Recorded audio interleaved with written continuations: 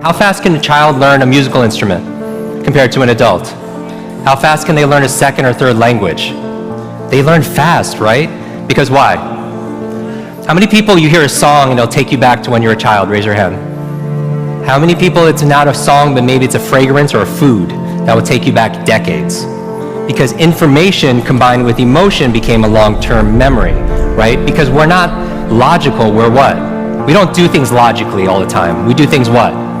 Emotionally, right? Because we're not logical, we're biological. Everyone wants to write this down. All learning is state dependent. That the emotional state that you feel when you're learning something gets anchored to the learning. Does that make sense? By the way, what was the state that you felt back in school? Bored, and the other half of the class is like confused, right? Now, on a scale of 0 to 10, what's boredom? 0. Anything times 0 becomes what?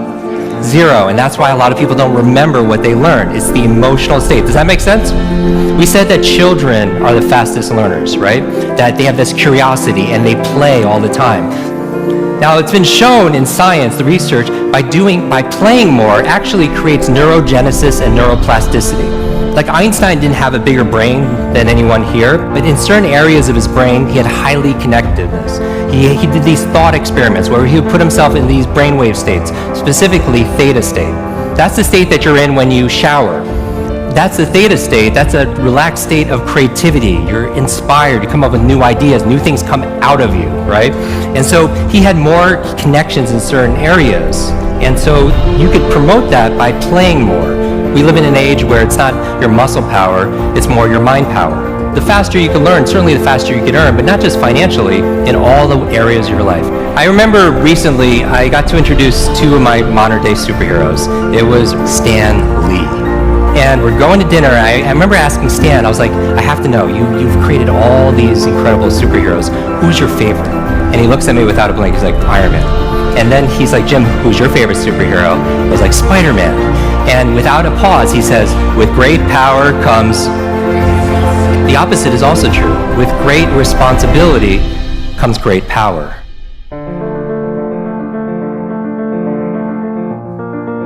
When you take responsibility for something, you have great power to what? To change things, to transform things, to make things better. You want to build a physical muscle, you give it what? Nutrition. Same thing with your mental muscles. Information combined with emotion becomes a long-term memory, right? The state that you learn something in, the mood and the feelings that you learn something in gets attached to what you want to learn. I'm going to give you 6 keys to learn anything faster. You can write these down. I want you to remember, be fast. Be fast. 6 keys to learn any subject or skill faster. So the B in be fast stands for believe. Because if you believe you can or believe you can't, either way, what? Either way, you're right. All behavior is belief-driven. How many people here talking about memory, because memory, forgetting is a state. A lot of people say, oh, I have a bad memory, right? They always think, I have memory, or I have focus, or I don't have focus, or I have creativity, I don't have creativity. I want you to scrap that. Creativity is not something you have, it's something you do. Memory is not something you have, it's something you do. There's no such thing as a good or bad memory. There's just a trained memory and an untrained memory.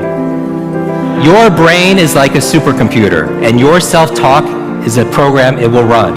So if you tell yourself you're not good at remembering names, you will not remember the name of the next person you meet because you programmed your supercomputer not to. Your mind is always eavesdropping on your self-talk. And so the challenge here is this: too much information, too little time. The amount of information is doubling at dizzying speed, but how we learn it, how we remember it, has that changed at all? Your brain cycles through different brain waves. Beta is when you're most awake, delta is when you're asleep, theta is right above delta. That's the state of creativity we talked about. Like in between theta and beta, when you're most awake, is a state called alpha. Right? It's a state you go in when you meditate. State you go into when you do deep breathing. State you're also in when you watch television. The alpha state is a great state to learn in though. So how do you keep your brain active? So smart devices could be extremely convenient. Actually, I'll give you a third villain. Digital dementia. This is the idea that we're outsourcing our brains to our smart devices. We're so reliant on our smartphones that our smartphones are making us stupid. It's convenient. I don't want to memorize 500 phone numbers, but we've lost the ability to memorize one. There is no learning without remembering. So B is believe. Believe you can, believe you can. Now the E, I'm going to go through these really fast, is exercise. Exercise. And what I mean by this is I mean physical exercise. Because your brain, the primary function of your brain is to control your movement. As your body moves, your brain grooves. If you want to learn any subject or skill faster, the F is to forget. Forget. A lot of people don't learn faster because they feel like they know it already. Right? So you want to forget about anything else than what you're learning here, temporarily. The A in fast stands for active. You take notes, you ask questions, you participate in it. The S in FAST stands for state, that all learning is state dependent. All learning is state dependent. I never want to learn in a bored state, right? Most people, like when they read, they're in a bored state. People wonder why they don't remember what they read. So control your state. Finally, the T in FAST and B FAST stands for teach. You learn with the intention of teaching it to somebody else. If you had to teach this to somebody when you got back home, your team, your family, your friends, would you learn it differently, right? So you learn with the intention of teaching to somebody else. Because when you teach something, you get to learn it twice. Let me close with this. When I got home, there was a package waiting for me. I opened up. I don't know if you could put this slide on, please. I opened it up, and there's this photograph. There's a photograph of me and the entire cast of X-Men.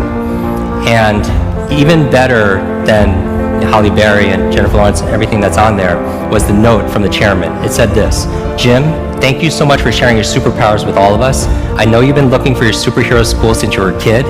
Here's your class photo.